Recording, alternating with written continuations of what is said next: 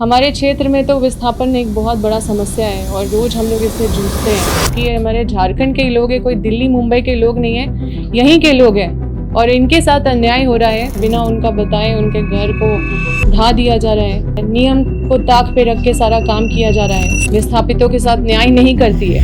तो हम जन आंदोलन के लिए बाध्य होंगे। सबसे पहले सभी हमारे पत्रकार बंधु, हमारी बहनें, आप सभी को तहे दिल से धन्यवाद देते हैं कि आप इस महत्वपूर्ण प्रेस कॉन्फ्रेंस में अपना उपस्थिति दिए हैं, यहाँ पे उपस्थित हुए हैं। हमारा जो आज प्रेस कॉन्फ्रेंस है एक बहुत संवेदनशील और बहुत ही गंभीर मुद्दे पे है, जो कि विस्थापन है।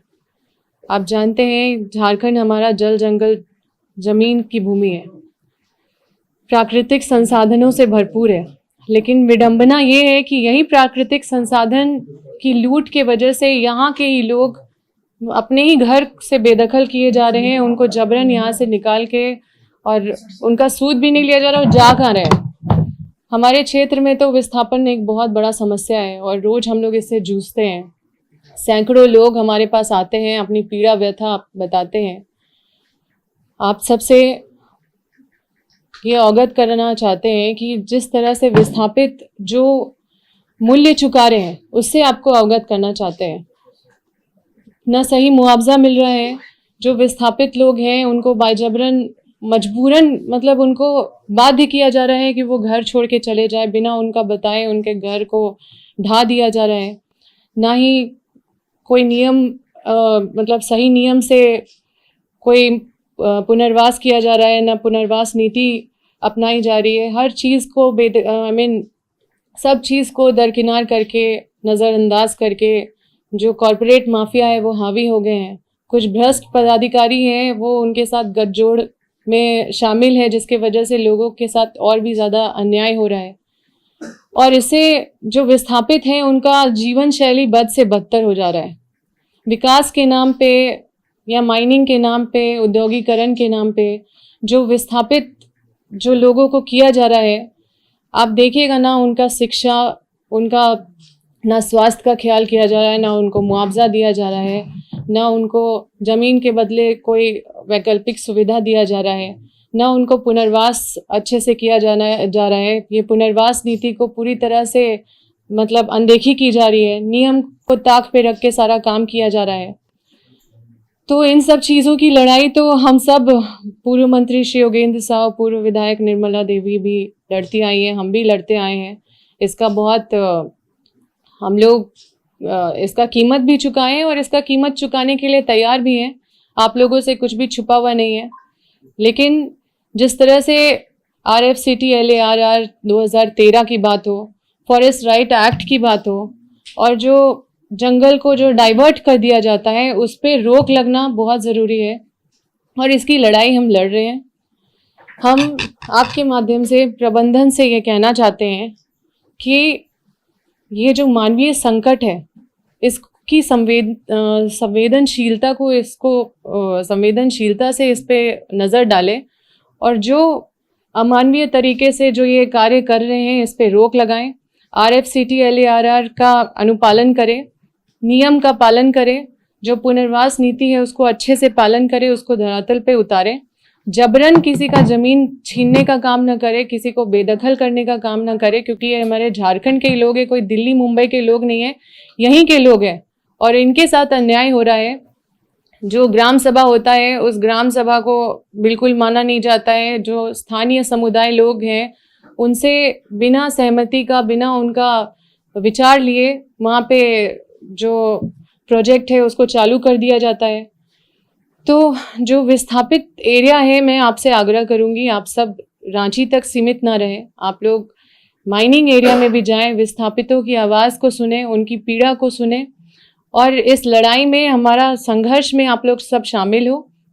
ये लड़ाई मतलब अगर प्रबंधन अगर अपने कार्य में सुधार नहीं करती है, अगर विस्थापितों के साथ न्याय नहीं करती है, तो हम जन आंदोलन के लिए बाध्य होंगे।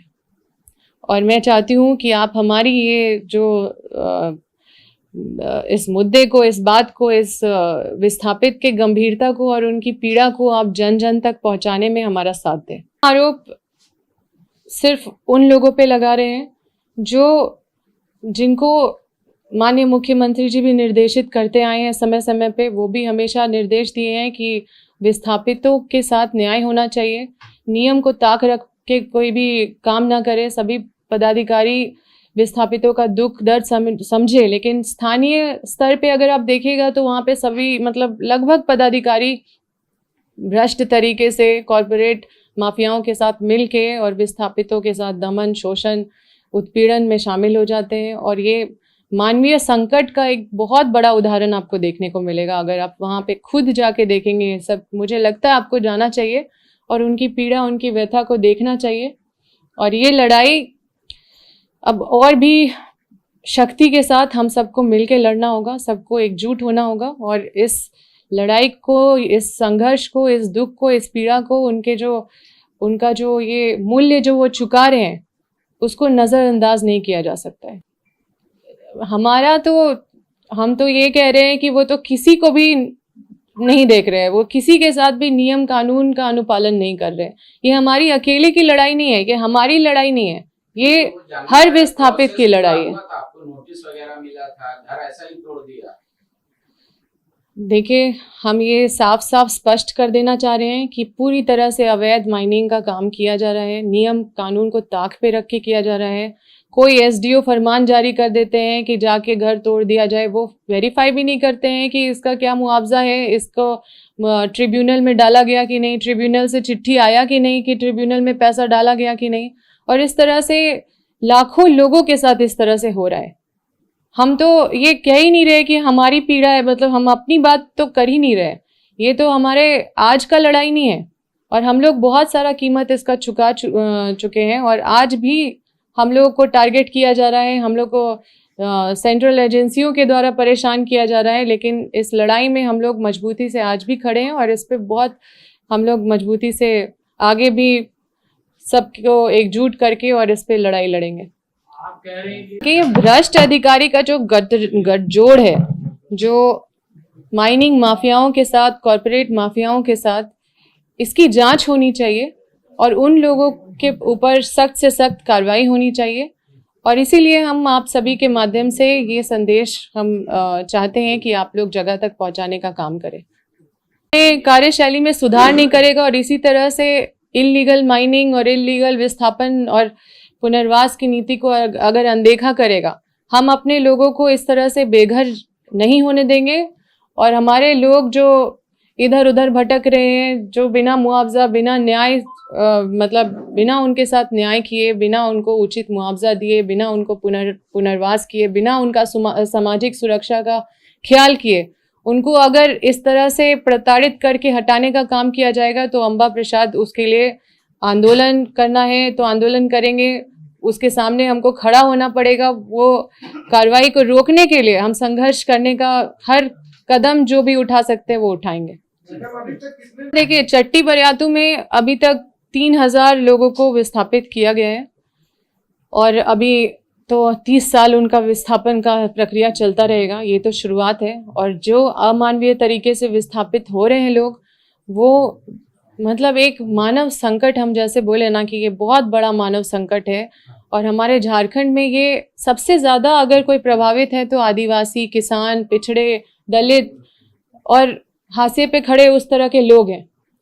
हमारे ही लोग हैं, हमारे ही झारखंड के लोग हैं। और ये लोग जो माइनिंग कॉरपोरेट के लोग हैं, जो कॉरपोरेट माफिया, माइनिंग माफिया, जो इस तरह के लोग हैं, ये यहाँ के नहीं है।